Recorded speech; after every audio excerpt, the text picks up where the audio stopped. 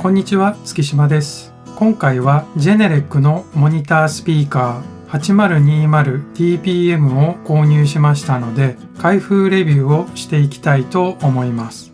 目次です。開封と内容物の確認、外観の確認、スピーカーの主な特徴と仕様、8020を選んだ理由、最後にまとめと次回予告です。それでは開封していきたいと思います。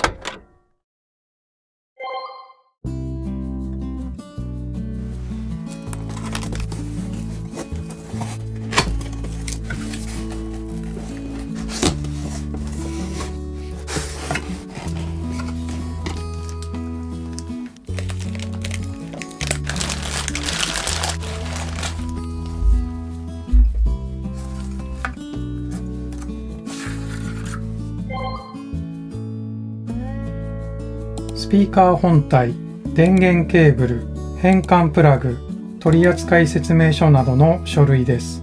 今回ペアで購入しましたので、これらの内容物がそれぞれ2つずつあります。次はスピーカーの外観の確認をしていきたいと思います。スピーカーの正面には4分の3インチのツイーターと4インチのウーファー、電源が入っている時に光るランプが装備されています。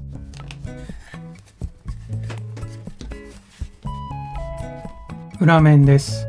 上からリフレックスポート、バスレフポートがあります。壁や天井に設置用のスレッドです。その下にコントロール部分や電源ボタンがあります。こちらが電源ボタンです。その右側にトーンコントロール用のディップスイッチがあります。環境に合わせて周波数ごとに調整ができます。説明書には推奨されるトーンコントロール設定の表が記載されています。私の場合はソナーワークスのソフトウェアで音場補正しますので、特にいじらないつもりです。感度コントロールがあります。入力感度の調整ができます。その下にXLR のアナログ入力と電源ケーブルの接続端子です。パワードモニターですので、そのままコンセントにつなぎます。スピーカーの底面にはゴムでできた ISO ポッドテーブルスタンドが装備されています。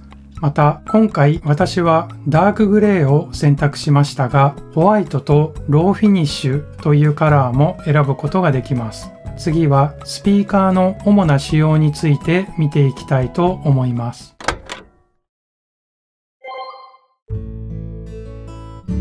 内蔵パワーアンプは高品質 D クラスアンプです。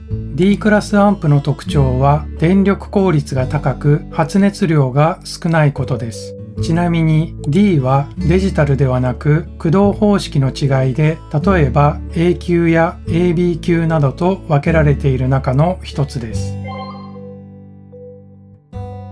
再生可能周波数は 56Hz から 25kHz です。4インチのモニタースピーカーで低音が 56Hz から再生できるのはいい方だと思います。広域、低域に加えてデスクトップという 200Hz 付近の低周波を調節できます。電源スイッチがオンで通電している場合、入力信号を検出して自動で電源が入り、音が再生されます。また、再生が終了して一定時間が過ぎるとスタンバイモードになります。スタンバイモードの電力消費量は通常 0.5W 未満だそうです。防振機能があるスタンドが装備されています。可動式になっていて角度をつけられます。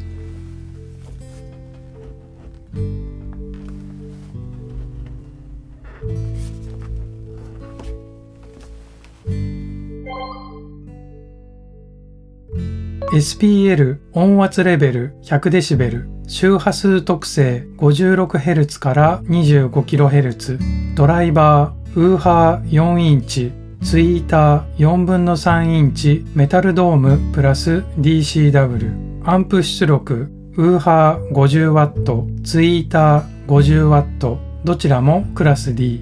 接続 XLR アナログ入力。外寸高さ 242mm、幅 151mm、奥行き 142mm、ISO ポットを含む。質量 3.2kg。次は購入した理由です。新しいモニタースピーカーを購入するのは8年ぶりになります。今回ジェネレックのスピーカーを選んだ理由は5つあります。今まではイブオーディオの5インチのモニタースピーカーの SC205 を使用していました。ただこのスピーカーでミックスをすると疲労を感じることが多くあります。原因はおそらくリボンツイーターが私にはちょっと合わなかったのではないかと考えています。めまいを起こすほどではなかったのですが、いつも体全体が何とも言えない疲労感に襲われました。それに気がついてからはタイマーをセットして45分間ミックスしたら15分間休むといった形で作業しています。そういうこともあって 1,2 年くらい前からスピーカーを別のものに変えたいなと思っていました。5インチのモニタースピーカーだと設置スペースがギリギリでした。多少不安定さを感じながら日々過ごしていましたが、ついに先日大きめの地震があった時にスピーカーが一つ机から床に落ちてしまいました。運よく故障はしなかったのですが、もう新しいスピーカーを買おうと決めた瞬間でした。部屋も小さいですし、もう少しコンパクトなサイズのスピーカーにしたくなりました。この机の下にはイブオーディオの TS107 という7インチのウーハーを設置しています。私は小さいサイズのスピーカーを使う代わりにサブウーハーで低音を補おうと考えています。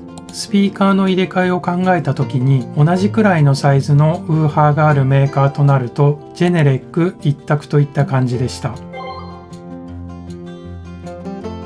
ジェネレックのスピーカーはコーンの部分が金属の網で保護されています。これはいいポイントだと思います。間違えて触れてしまってへこませてしまったりするリスクがほぼないです。人気があって利用しているユーザーも多いメーカーのスピーカーですから、それだけで安心感がありました。以上がジェネレックのスピーカーを選んだ理由です。次はまとめと次回予告です。